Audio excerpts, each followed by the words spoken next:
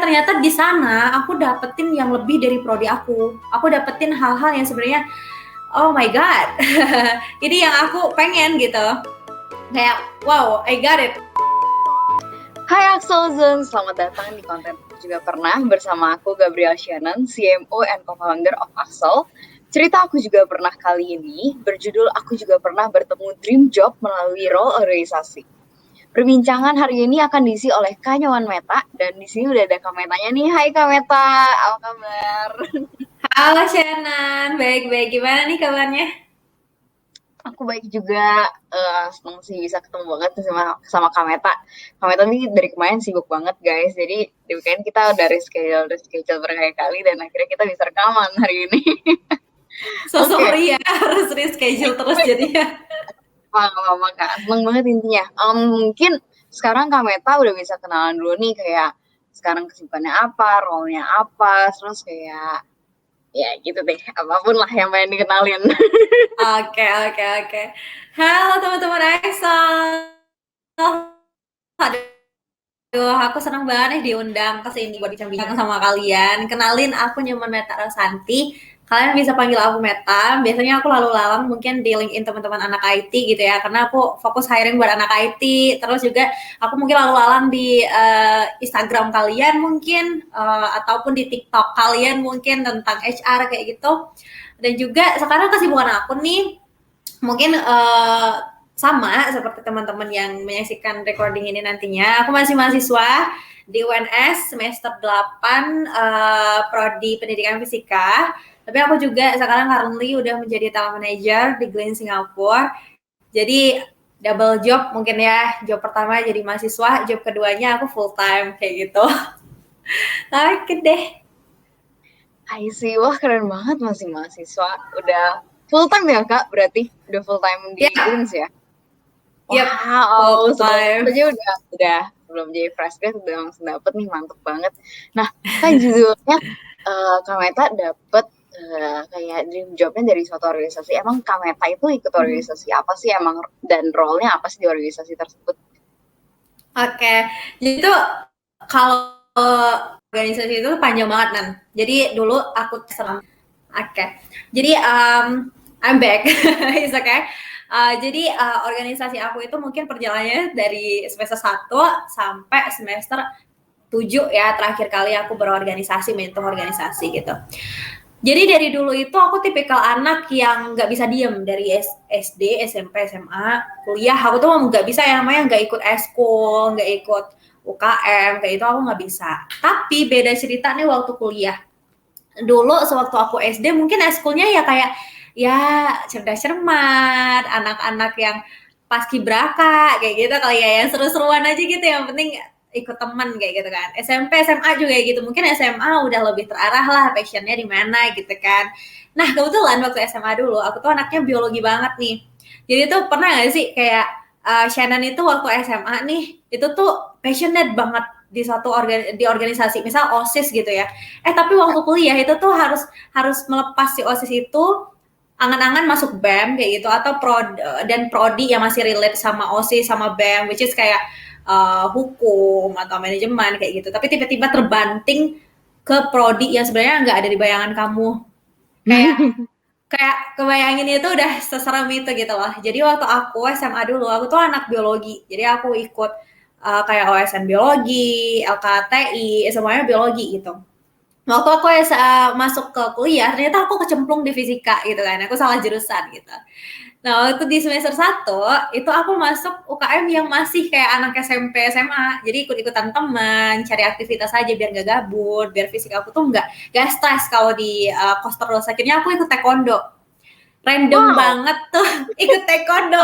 Jadi kayak wow, meta taekwondo gitu kan.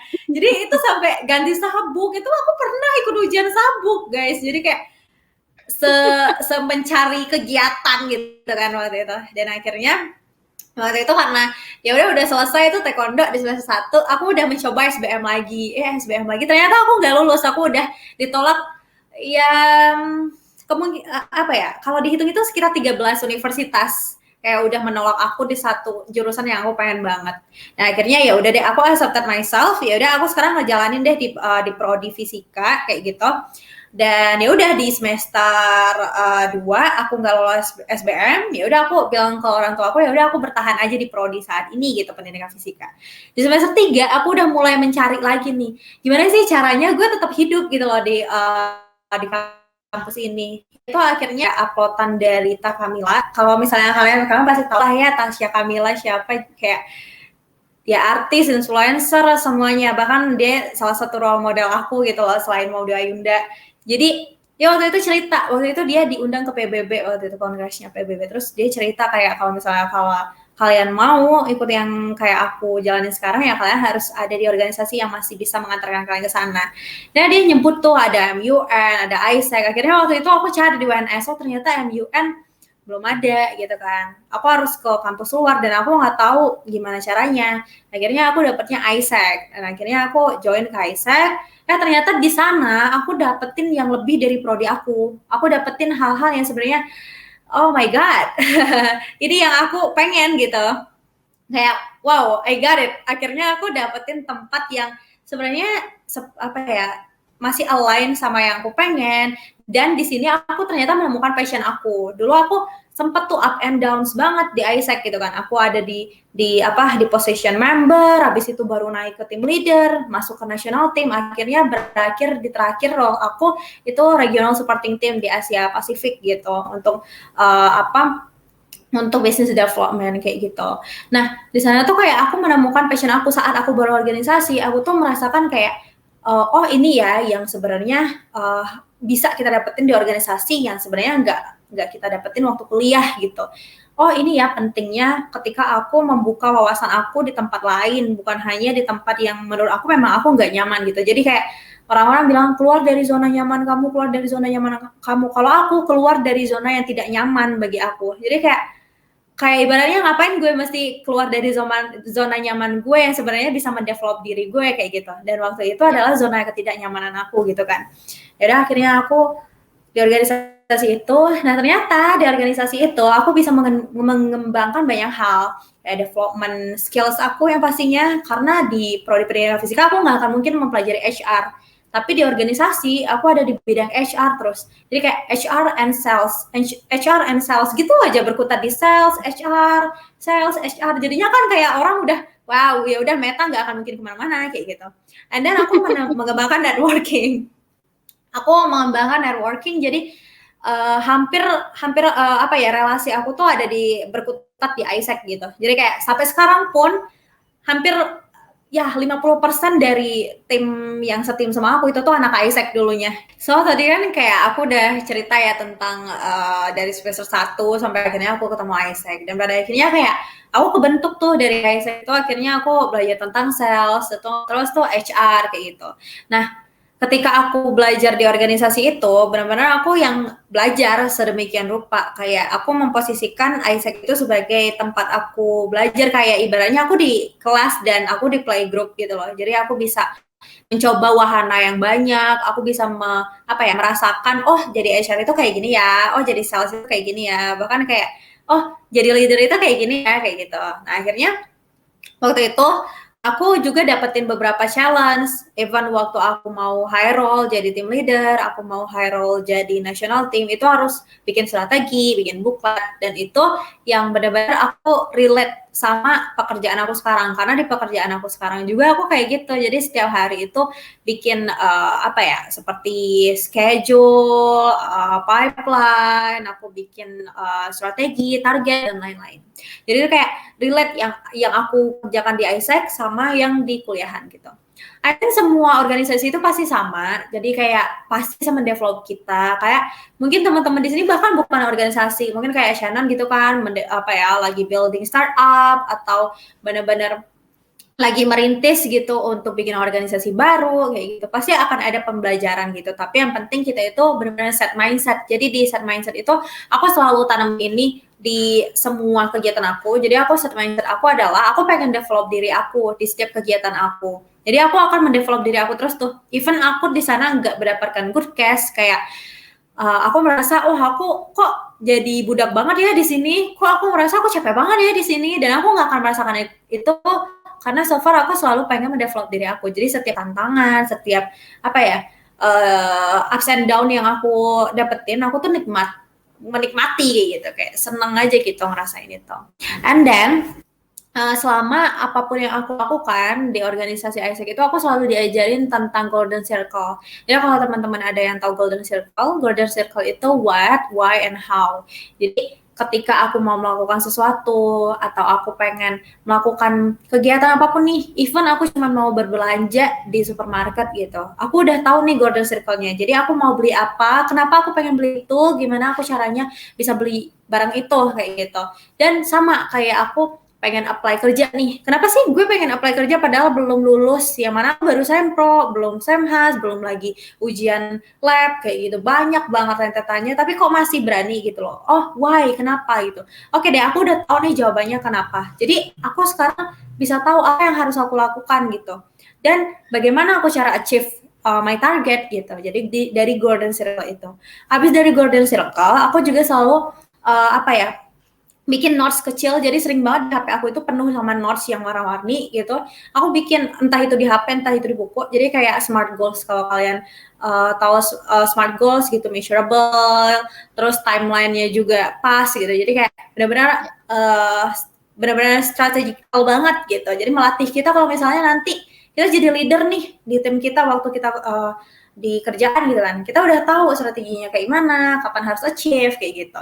Jadi sama di kehidupan juga harus kayak gitu. Kehidupan itu aku ngeliatnya ketika aku udah join di organisasi dan di kerjaan, bukan lagi kehidupan yang ya udah jalanin aja lah guys kayak gitu, ya udah nanti lulus dari kuliah kita kerja, kita cari kerja, ya udah kayak biasa aja. Tapi benar-benar harus ada target. Kalau kata mama aku, hidup itu kalau nggak ada target ya udah kamu nggak akan achieve, karena target itu bisa achieve karena ada suatu target yang harus di-achieve kayak gitu. Jadi kalau misalnya kamu nggak ada target, apa yang harus di-achieve kayak gitu. Itu kata mama aku. Jadi kayak ya udah aku relate gitu ketika organisasi, dan dari organisasi itu kebuka banget pikirannya tentang pekerjaan, and that's why aku berani gitu loh untuk ya udah aku take this opportunity, dan aku melihat full time ini bukan sebagai pekerjaan, tapi gimana aku mendevelop diri aku gitu, untuk ya udah ini opportunity untuk develop aku lagi nih, biar kapasiti aku tuh meningkat, bukan cuma sebagai anak mahasiswa, bukan cuma anak organisasi, tapi aku bisa kecipratan nih ilmu baru buat pekerjaan gitu. Gitu Shannon. Panjang ya ceritanya. Mantap banget, keren.